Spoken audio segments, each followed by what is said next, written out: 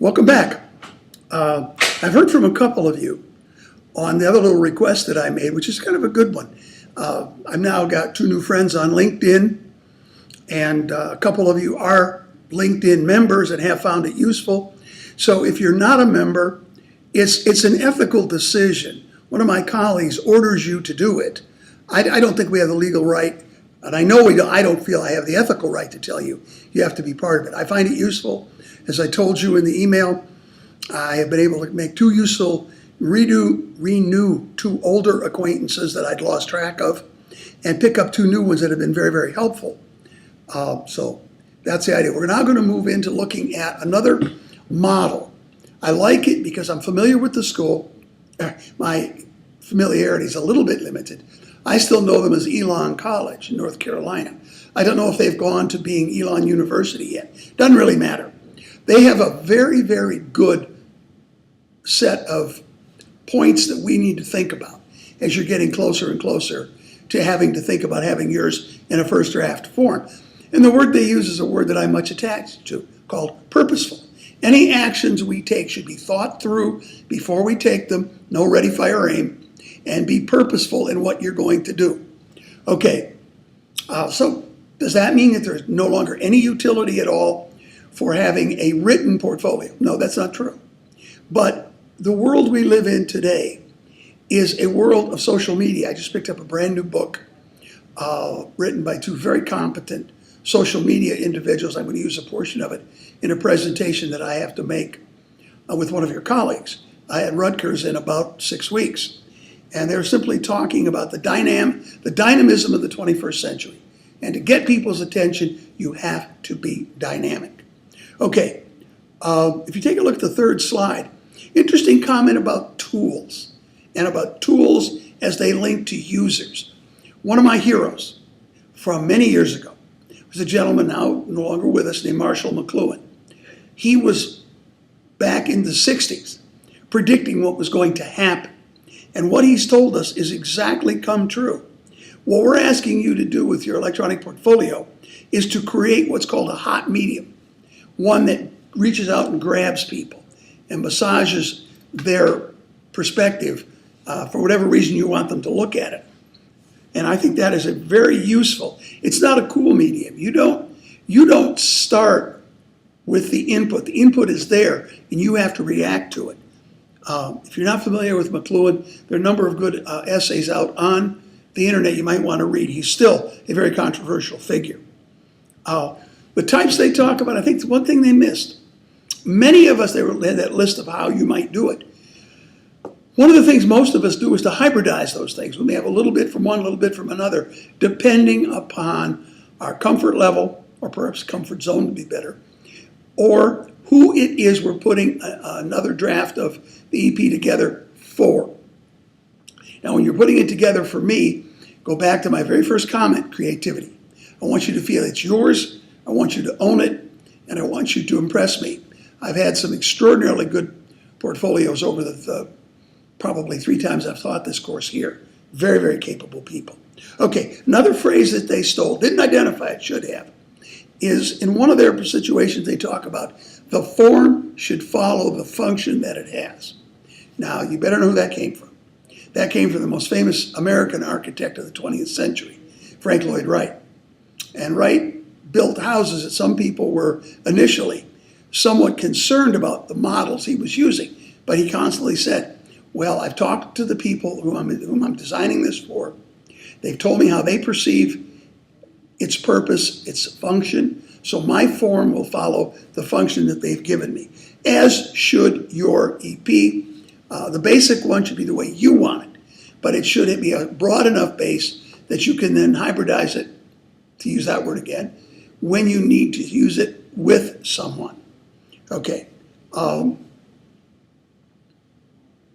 number of things on slide 6 that you might want to take a look at. My point on them is they are all relevant to some context in which you are going to use this particular document.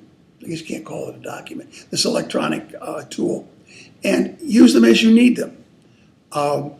Throughout the last half of that presentation, they continue to remind you that everything is about audience. Who are you communicating with? And you're going to essentially try to think ahead a little bit and communicate in a way that allows them to understand who you are, what you have to offer. I want to come up again with something that's come in several of the interactions. We've had very excellent interactions using discussion board. We are blessed with two individuals. Karen, whom I've already talked about, you already know. April also does a lot of development of EPs with incoming freshmen. Several of you indicated, well, it's my first time. Terrific, not a problem. You've got expertise beyond what I could have hoped you would have when we put this course together. That, again, I wrote a little note on the side of this outline I follow. And I said, this is why we have a cohort. I have maintained throughout my professional career that more minds on issues like this are better than fewer minds. I've done experiments with that. The only time I ever didn't have that work out, I was teaching a course many, many years ago using an exercise on team building called Lost in Space. Many of you have seen it.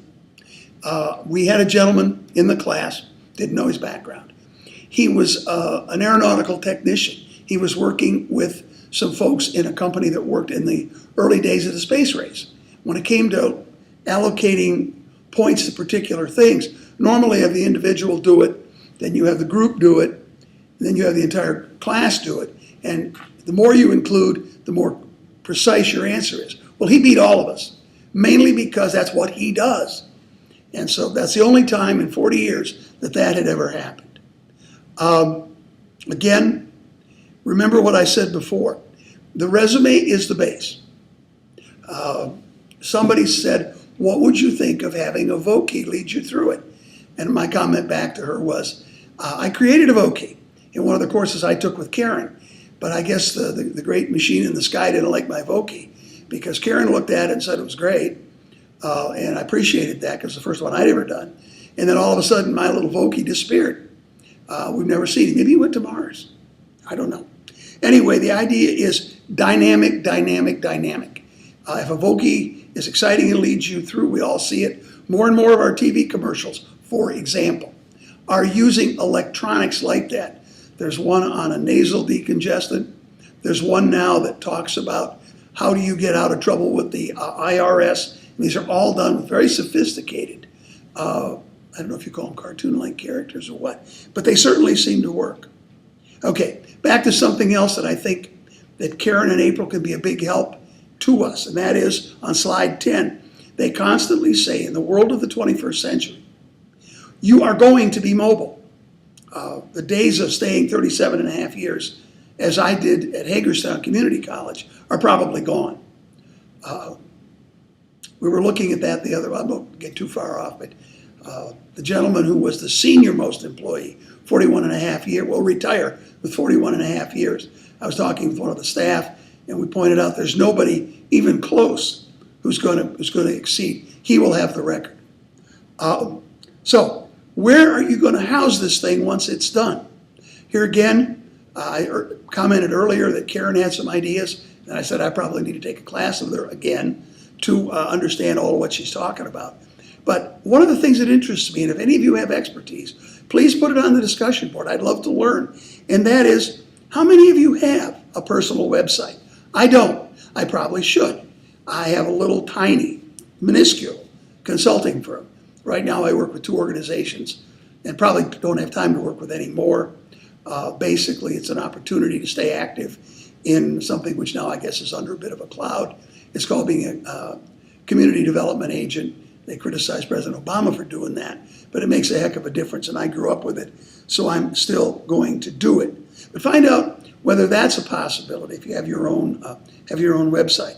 And the other thing that I think we're back to again, on slide 11 for the 3rd time, they've told us, be sure you're knowledgeable about, deconstruct the goal so that you have a full-scale grasp of your audience. Okay, we're moving right along. This will be up for you just before the start of the next module. These act as kind of a synthesis, so take care of yourself. I'm only as far away as the phone or the discussion board.